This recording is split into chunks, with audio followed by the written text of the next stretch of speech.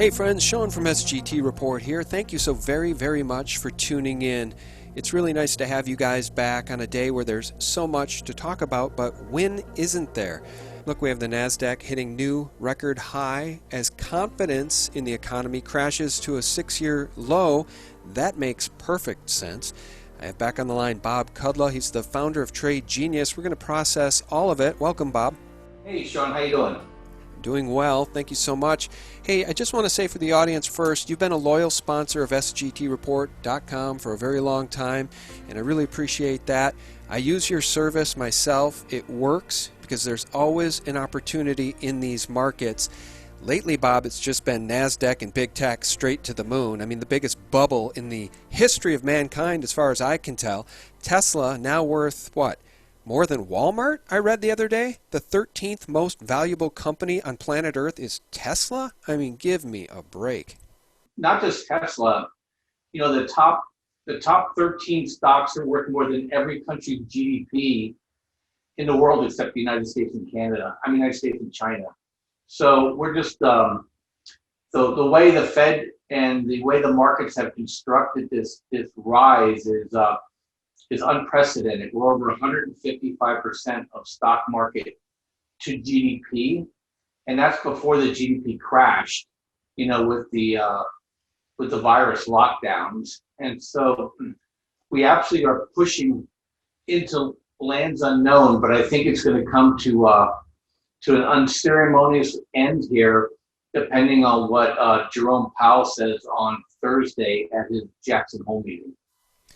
Well, let's talk about that in a second. You know, all of this melt up in stocks, it just reminds me of what Pastor Lindsey Williams told me back in 2011 and 12, which had I heeded his advice, I don't know why I do that. Why didn't I heed his advice and just go all in the stock market and just stay there all these years? Because he predicted this. He said they are going to run the stock market up to unimaginable heights, and when you think it can't go any higher, it will go higher still, and it's going to do that until you see the euro break and crash, and you got 2 weeks to get out because then the dollar will go. It makes you wonder, are we talking Dow 50,000, NASDAQ 20,000? Where in the world does this end, Bob? I guess no one knows. Yeah, I mean, it's unknowable. I mean, if you're long the market, you just have to be prudent and start trimming as you're going higher, or you're going to have a very clear exit price to get out, but you may be getting out when everybody else is getting out too.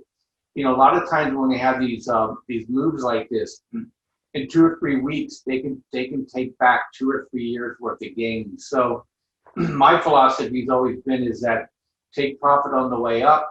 You might be annoyed that you might be giving something away and you're still participating, but when this thing really rolls over, you're going to be glad that you're ahead of the rush to the exits. And also, there's always a bull market somewhere else. I mean, as NASDAQ started to climb in June, the metals and the miners started to participate because the market intuitively knows that the Fed can't keep doing what it's doing without damaging our currency. And so you're starting to see a lift in the cryptos, you see the lift in the precious metals. So, you know, you're going to start seeing probably people sliding out of tech and sliding into precious metals. Or we may just get a straight crash, and just like what happened in February, kind of takes everything down until people can reassess where the next move's going to be. Bob, will you do me a favor? It's just a little boomy. Check your mic, will you? Okay, hold on. Is this better? Yeah, it's a lot better. Okay, cool. All right, thanks. Hey, real quickly, Bob, I want to let you know that I did enter a trade based on one of the alerts I got from Trade Genius the other day. It was Nova Gold, and I got the stop sell because it actually did go down a little bit, but I kept it anyway. See, that's my tendency. I have a tendency to do that, Bob. I'm not very good at setting and staying to my stop sells, but in my view, gold's going higher. Why not keep my exposure to Nova Gold? You know, of all the ones to keep, Nova Gold is definitely going to be on an acquisition. It's on somebody's acquisition table right now. So if you're stuck with one of them, that's great. Look, the way I trade it, I keep a core position in 5 or 6 of the miners, and then I add and subtract as it goes up. Right now, we're back to core. But, you know, since you said that to your audience, you know, we do provide updated stops every day, as you know. and folks got out of that trade with a really nice profit.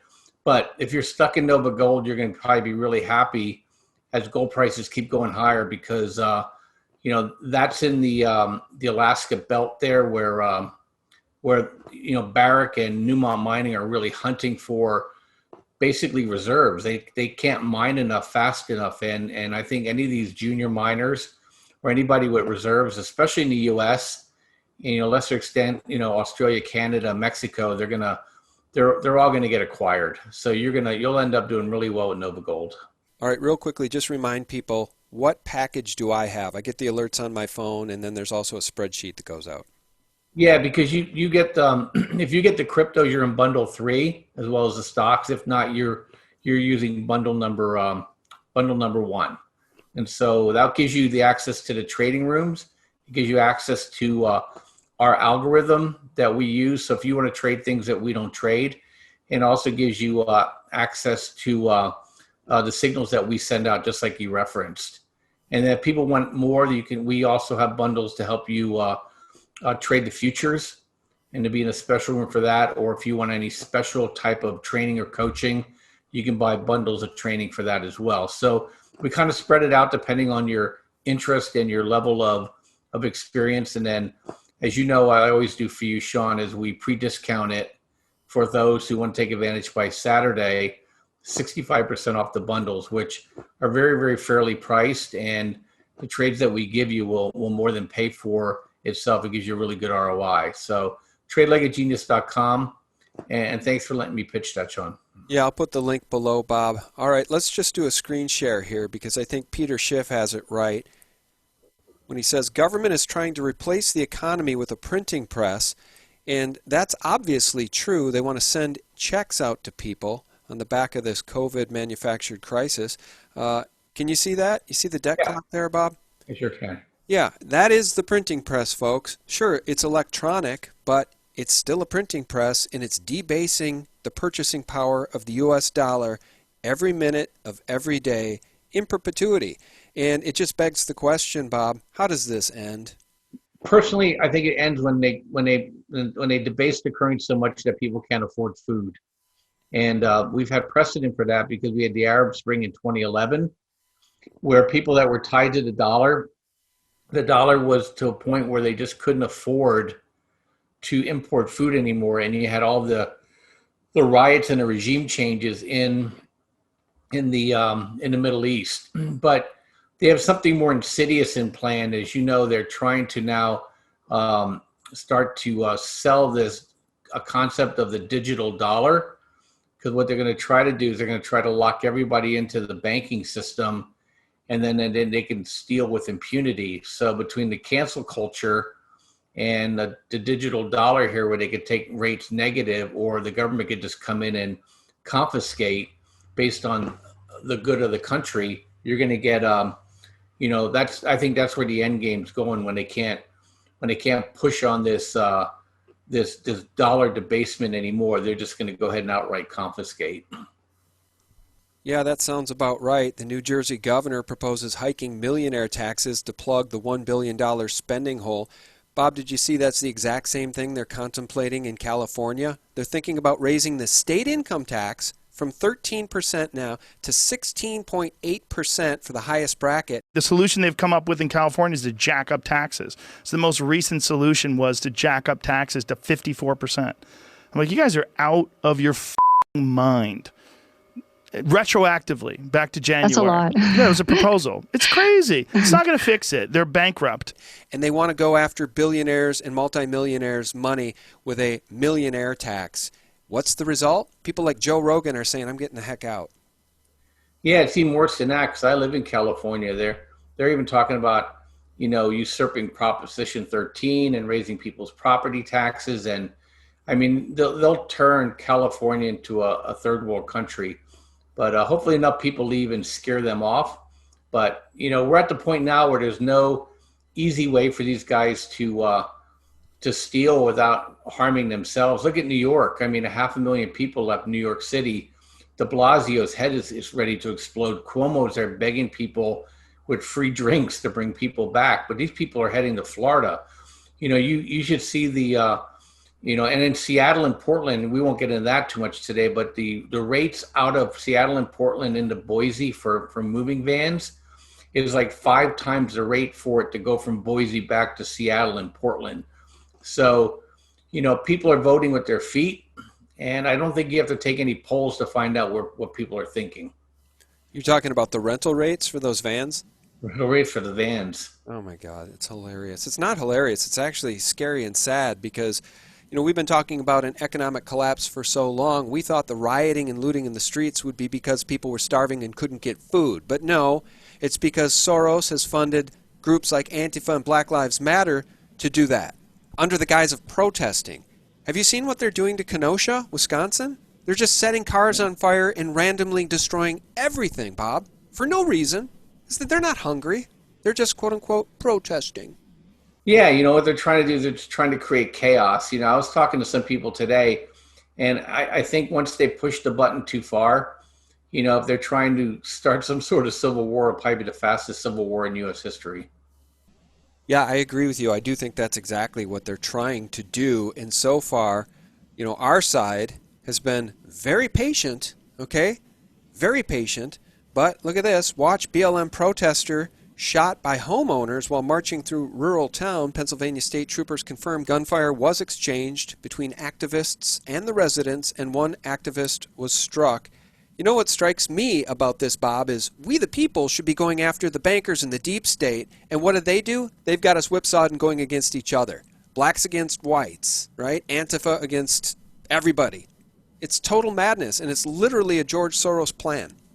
Yeah, ironically, it's really white against white, mostly because they kind of usurped the whole thing. But that was southern Pennsylvania. They, you don't walk up into a residential neighborhood in the middle of the night with, those folks were armed too, those activists, and that they made quick work out of those folks, and they had to beat feet out of there. So, yeah, I think probably the lid's going to stay on, probably at least on the side of right until the election, and if Trump wins, I think he'll clamp down. And if Trump loses, I think the people will take matters into their own hands. So I think we're going to have a boiling pot here, Sean, until now in the election, with the Fed, maybe making a big policy change here on Thursday.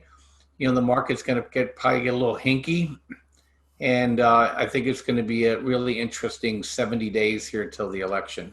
Yeah, I want to ask you about the Fed in a second. I know that there's an important meeting on Thursday, or speech anyway, but let me do one more screen share here. This is how far gone things are, Bob. Now, even where things are opening back up and people can go and enjoy a meal and try to support a restaurateur, right, a private business owner, this is the treatment now that we're getting, white people are getting from black people. Because why? Because of George Floyd? Because COVID? What in the world is going on here? Listen to this.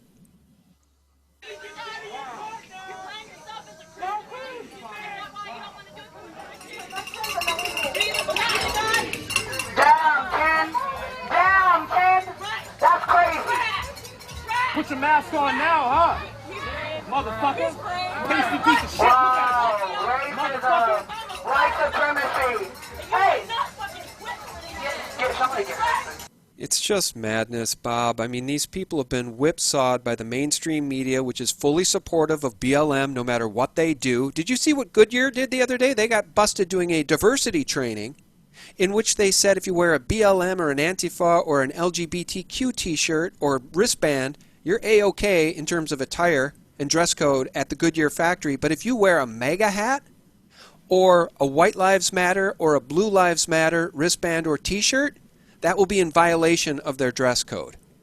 Look, the corporate elites are either they're supportive of this or they just don't want to be bothered. They know these people agitate, so they just want to get them off their off their plate. But I think they're going to find out that if Goodyear found out really fast, their stock went down almost 4% once Trump retweeted that they're going to find themselves that it's going to basically go woke, get broke. And so, this stuff with the mask and all this stuff is, those people are sitting and eating. It's just basically mob mob intimidation. And these people are idiots. It plays right into Trump's hands that basically said, look, this is your next 4 years if you vote for Biden, because he's going to send his stormtroopers out to harass everybody that doesn't agree with him. Yeah, and he wants everybody to wear masks mandatory from coast to coast. This is a guy running for president who wouldn't be sworn in until January. Do you think for a minute this COVID hoax won't go on forever if these people take control of the executive branch? If they take control of the Senate? They already have control of the Congress, which is why we can't get anything done. But look what's going on. They support, the mainstream media and the Democrats will not disavow this behavior by Antifa and BLM. This is young people trashing random cars in parking lots in Kenosha, Wisconsin, just the other night. It's absolute fifth column revolutionary civil war. I mean, I think at this point we're very close to a civil war in the United States, Bob, and it's all being done by design.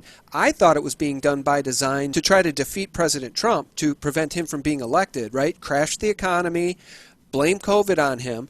Now I'm wondering if they're not trying to crash everything so that people are beholden on Big Daddy government, and that way they'll be more willing to take the vaccine. You don't take the vaccine, you don't get your government check. Well, I mean, that's what I was talking about with the digital currency. They're talking about digital passports. You know, they're sick and tired of, you know, the regular people not listening to their vaunted, you know, bromide. So now they're going to try to force you to comply. And, you know, hey, you want to travel? You got to get a vaccine. Hey, do you want to have a job? You better get a vaccine. Hey, you want to get your next paycheck, get off social media. You know, so it's really, they're using corporations and using NGOs to basically to sidestep the Constitution. And so I just think personally that I think most people are doing a wait and see. And if, you know, not overplay the hand before the Trump election. And then I think if Biden gets in and it's as you describe as worst case scenario, then I think that basically the lid will come off and you'll see a lot of two-way action here. All right, let's turn our attention back to the Fed. You emailed me reminding me that there's an important speech. It's the Jackson Hole speech on Thursday. You're saying it's the most critical speech in years.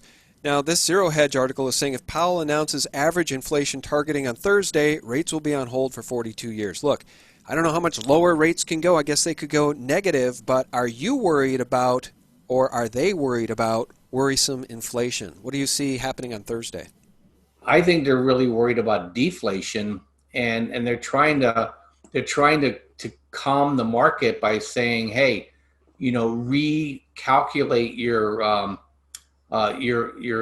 valuations based on interest rates staying lower longer. But the side effect that everybody's worried about is that, and it's already starting today, the 10-year yield has backed up 10% from where it was, you know, basically it's 0.6 to now 0.7. It may not seem a lot, but 10% on a leveraged bond portfolios that people own is big loss. And if it backs up too far, with the Fed already now, Fannie Mae already now charging a refinance fee, it may put a hold on the real estate markets, and at the same time, you know, it could basically take momentum from the stock market, which they've had, which I think you and I both agree is fairly overvalued, but it could turn it into a tumble. And so people tend to misinterpret what the Fed's trying to do here, and he may just indeed scare the market. And I don't know if that's by design, but my expectation is to be very wary of how the market's going to react to Thursday, and then wait and see. Part of this too is they're trying to get the rates backed up so that the banks can make more money, because the banks have been taking it pretty hard on the chin here this time. They're not getting off scot-free like they did in 2008. They're being backed, but it's not working. Nobody's borrowing any money. They're not lending. And now you have the rates at the zero bound, so there's no spread. So it could be a really combination for some unexpected turbulence in the market. And that's how I'm playing it. I'm being very careful. And I want to wait and see and make sure that that gold and silver don't get taken into the cleaners here for a week or two before they recover again and start moving higher. Well, you do wonder if sometimes the Fed and the banks don't coordinate with each other, and if Powell won't use some language to assist his banker buddies in bringing down the prices of gold and silver. I'm a little worried about that, but in the long run, precious metals in physical form are probably the best way to secure your future amidst hyperinflation, which one day will come to our shores, in my view. Look, Catherine Austin Fitts says right now we are between two systems. The dying of the U.S. dollar system, the world's reserve currency, and whatever system is coming next. And they're plotting. They're trying to invent what that is. I don't know that they've decided yet. But meanwhile, I talk about precious metals manipulation for the last 10 years, and nobody goes to jail. There's been indictments, right, at J.P. Morgan, which I guess the DOJ called a criminal enterprise, the precious metals trading desk. Scotiabank was just fined $127 million for price manipulation concerning manipulative orders for precious metals, futures contracts, and no one went to jail. So I'm not convinced that this is going to end anytime soon, Bob, this manipulation of the metals. No, I'm expecting for it to pull down. But at the end of the day, I think by 2021, my price target, gold is 2,900, silver 45. The miners are going to all double from here. But there's another one out here, a little sneaky one that I'll share with you guys, is that watch uranium. So it's in deficit, and they have to do restocking. And both the left and the right in the United States are coming around to reinvigorating the nuclear program. So there might be a tremendous opportunity there, and people need to start thinking about it. And we're trading it at Trade Genius. So if anybody joins us, they'll be able to participate in some of those uranium miners. All right. I know some of the miners have performed really beautifully this year. That's true. And again, I still am in that Nova Gold position. I'm long physical silver and gold. I have been for 10 years. Had I taken the advice of Pastor Lindsey Williams and not done that and go all in on the stock market, especially NASDAQ stocks, I would have done very well with the NASDAQ, but it is a big bubble, Bob, and I think it's going to burst. The question is when, not if. And none of us can answer that. But in the meantime, I know there are trades to be made. There's always opportunities out there. Can you shoot people your number? How do they get a hold of you or sign up for Trade Genius? Yeah, if you go to tradelikeagenius.com and you go ahead and there's our phone numbers on the website. You can call us. You can chat with us. You can text us. You can email us, and we'll be happy to help you walk through what bundle works best for you. But take advantage of it by Saturday night, and I think you'll like what we have to offer. All right, very good. And I will leave the link to Trade Genius below. Our guest has been Bob Kudla. Thank you, Bob. Thank you. All right, friends, thank you so much for tuning in. We very much appreciate it. I'll invite you to visit sgtreport.com directly because Google won't serve it up to you in the returns. And if they do, it'll be 9th, 10th, 11th down the list. All right, thank you so much, guys. God bless. Bye-bye. This is an epic struggle between light and dark. This is an epic struggle between right and wrong. This is an epic struggle between good and evil. This is an epic struggle between the godless and the godly.